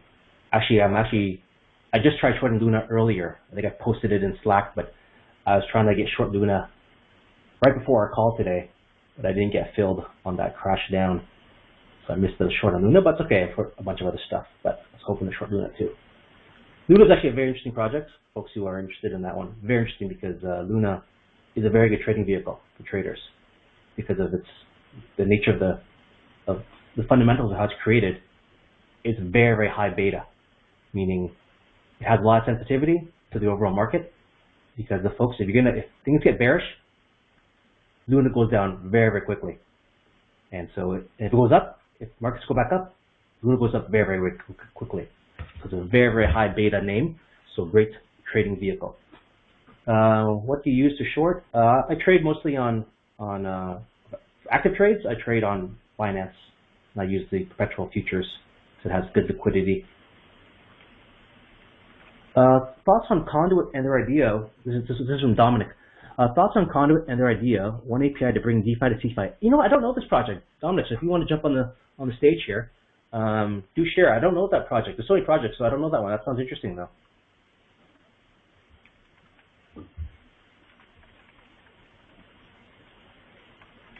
Maybe Dominic, if you want to jump on. Sure. Or, yeah. Can you hear me, Houston? Yeah, sure can. Perfect, thank you. I'll also drop the link right here. I think they announced this week some funding. They're in the early stages building. It's a diagram venture out of Montreal, basically.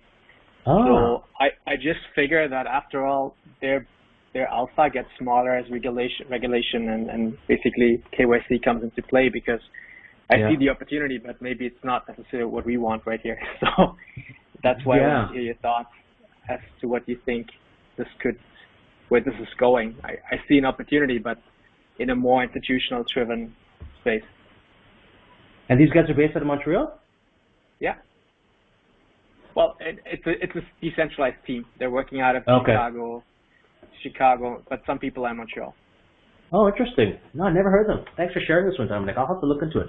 Looks like they did raise some seed around here, 17 million. Not bad, right? Yeah. This week, actually it was announced. Yeah. Oh, that's excellent.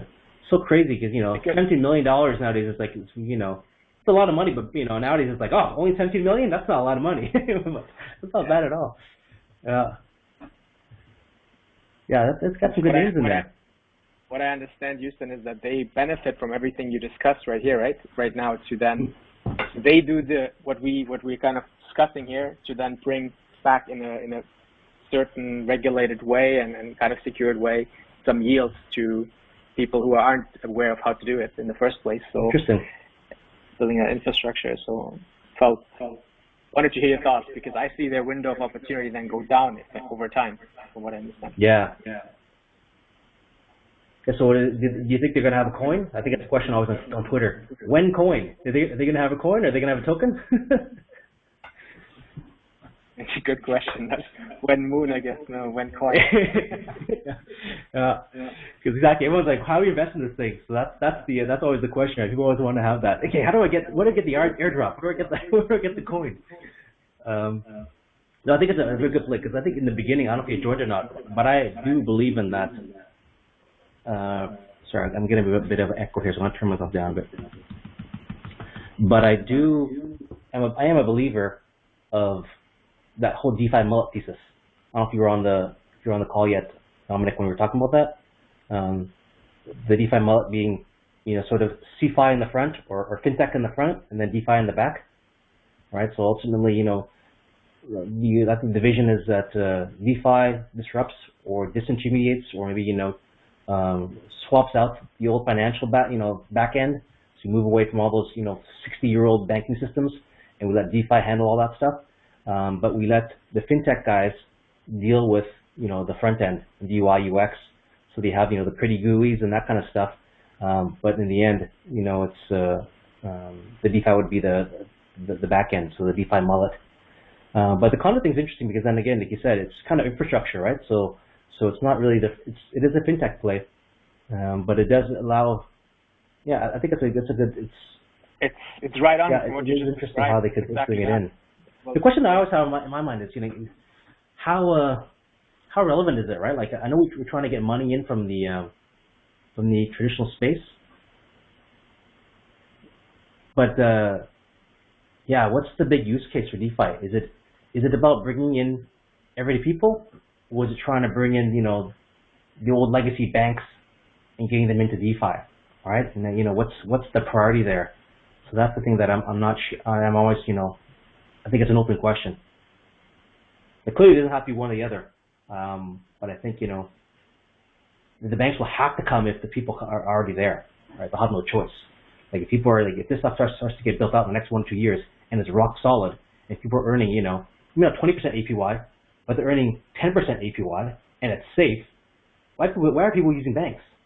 Right, so the banks have to come over. They're going to get dragged in here by force. So Tech says, and maybe Dominic can answer this. So with Conduit, you can build a coin. Yeah, so I don't know the Conduit project. Let's take a look.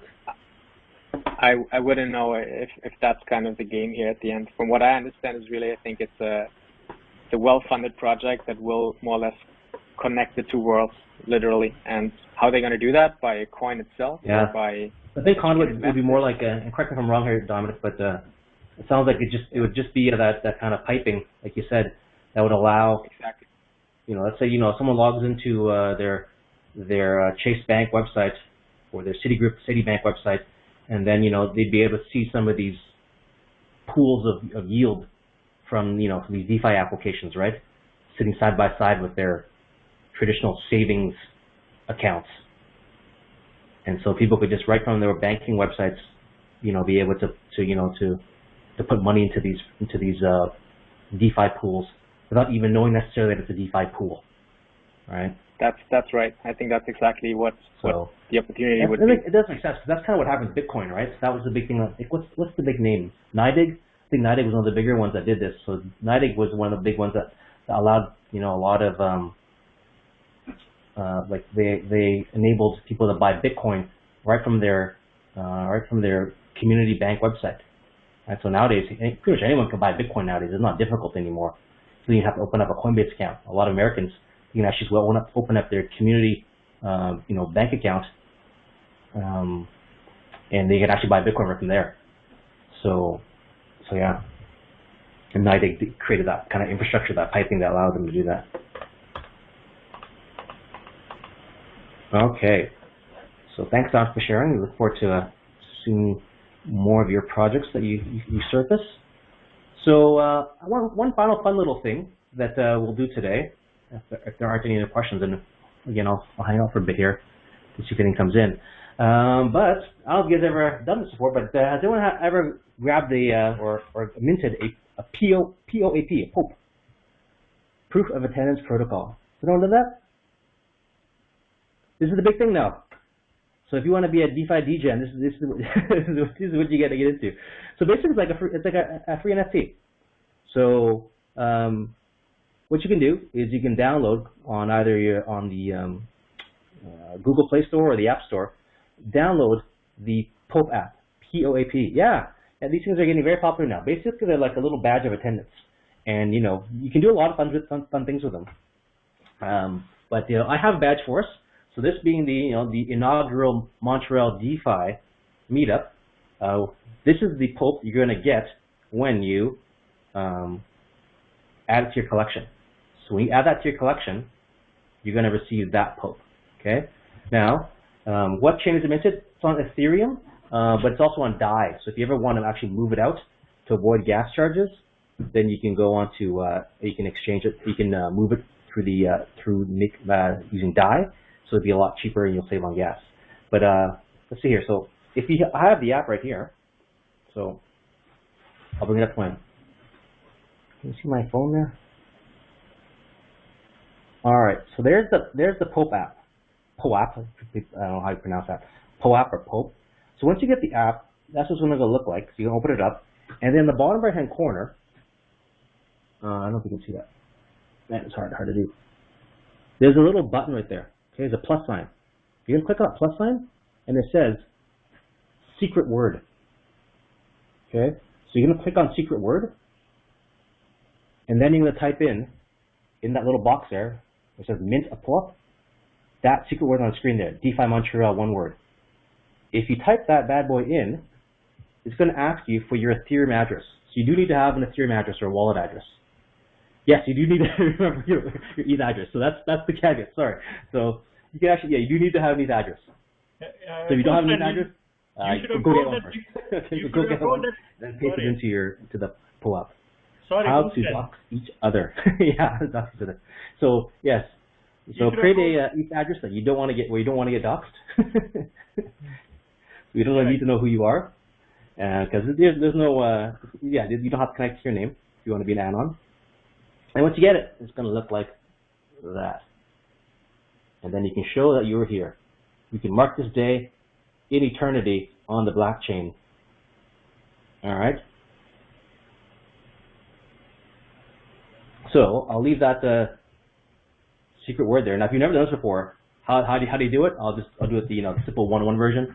Grab a MetaMask wallet. That's the easiest way to do it. Don't worry about getting a hardware wallet for this. This is a trivial exercise. Don't go crazy and go off and buy a hardware wallet to do this. This is good one, Tech.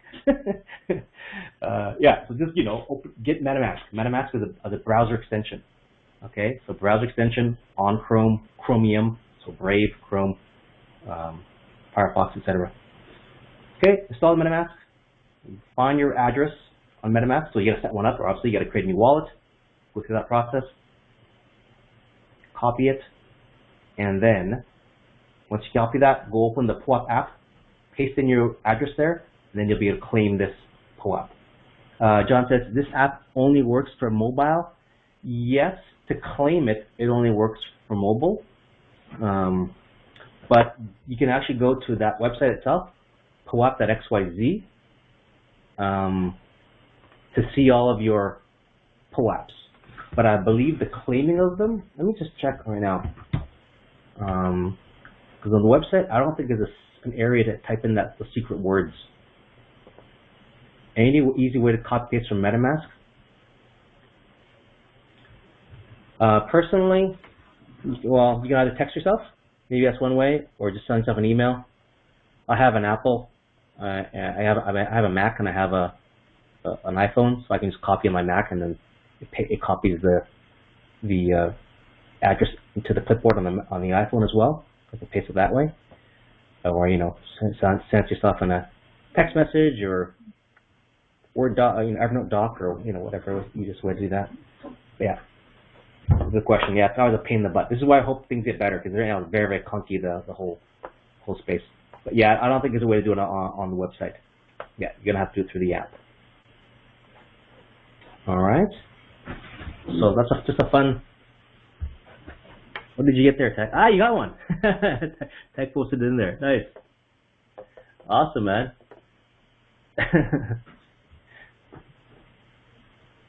All right, good job, Dominic. Awesome. Cool. I'm glad it worked. So for the folks who haven't done it yet, you got 7 days to claim it. That's there's a time limit. There's 7 days before it expires as of 8 o'clock. So on Sunday night at 8 p.m., the secret word will expire. So this is a kind of a mission impossible thing. I think your time's running out.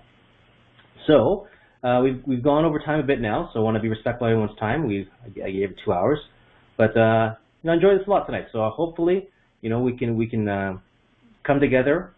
Join Slack if you want to get involved in this in this meetup group. As I said before, really looking to have some other contributors, obviously myself. Well, I don't mind carrying the flag for a little while. When you first kick things off, it's you do need to have some folks behind it who are willing to do some heavy lifting. I'm okay with that, but I'd like to get to the place where we have all the folks in the community who also want to get involved, because I think it's going to be a lot of fun, especially given the surface space that's available to play here, right? We're not just talking just trading. It's trading, it's building, it's investing, it's the social side of things. You know, it's technology. It's it's all of it, right? It's just basically the future of it's culture. It's it's everything. It's all encompassing. So I think this will be a really fun meetup. So thank you everyone for coming out to this first event. Hope you enjoyed it as much as I did. And look, Poutine Coin. That's a good one. I haven't seen that one yet. All right, talk to me, Kyle. We got to find some devs. We got to put that together. We'll use the 3-3 model to fleet some people out of their money. Anyways, so yeah, so look forward to hearing your feedback on Slack, and I'll send out this presentation through the Meetup channels tomorrow. And then if you have any comments, feel free to drop them there as well. And look forward to talking to you guys further. And my plan, in the short term is we're just going to keep doing these things every month. And if folks want to do them more often, you guys let me know, right? As part of the feedback, I need to know from you guys how often you want to do these things. Is it every month? Is it every 2 weeks? Is it every week? We'll have to, let's find the right cadence and the right number of contributors to make it happen. All right. All right, you're welcome, guys. A lot of fun. And again, I really hope that we get to meet again soon in person. And I think it's going to even be, it's going to even make it even more personal and more fun. All right, everyone. Have a great night. And look forward to talking to you all again soon. See you later.